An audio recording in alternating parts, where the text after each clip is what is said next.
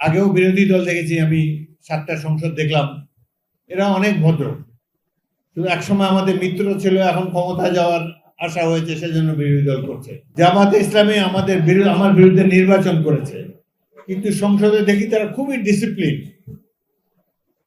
তারা পাশের লোকের সাথে কথা বলে না, নিয়ম কানুন মেনে চলে, ভদ্র আচরণ তাদের। আগেও বিরোধী দল দেখেছি আমি, 7টা সংসদ দেখলাম, এরা অনেক ভদ্র। শুধু একসময় আমাদের মিত্র ছিল, এখন ক্ষমতায় যাওয়ার আশা হয়েছে সেজন্য বিরোধী দল করছে। সকলের সাথে সদ্ভাব রেখে চলেন। বাংলাদেশে যেখানে যাই হোক, লালমোহন তজুমুদ্দিন যেন শান্তির দ্বীপ হিসাবে গড়ে উঠে, এটাই আপনাদের কাছে কামনা। অন্য দল করার কারণে, এমনকি আওয়ামী লীগ করার কারণেও কারোর প্রতি খড়গহস্ত হবেন না, কারোর সাথে খারাপ ব্যবহার করবেন না। লালমোহনের শান্তি দেখতে চাই। অনেক বয়স হয়েছে, জীবন সায়ান্নে আপনাদের সাথে কথা বলতে এসেছি। আমি হতাশ হই, আমার দীর্ঘদিনের কর্মকাণ্ড নষ্ট হয়ে যাক, এটা এমন ধরনের কাজ আপনারা কেউ করবেন না।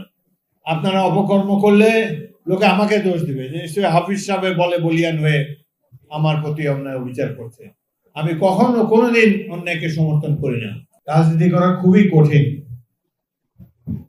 আমি লালমোহন এবং তজুমুদ্দিন 2 থানায় খুঁজে বেড়াচ্ছি একজন দুজন সৎ মানুষ, যাদেরকে আমি দায়িত্ব দিলে দায়িত্বটা পালন করবে, যারা ন্যায় বিচার করবে, অন্যের সম্পদ আত্মসাৎ করবে না, গরিবের উপর জুলুম করবে না, সবসময় ন্যায় বিচার করবে।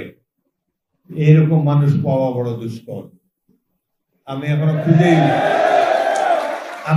খুঁজেই বেড়াচ্ছি। আমি ভাবি যখন আমি থাকবো না, তখন আপনাদের কে দেখাশোনা করবে।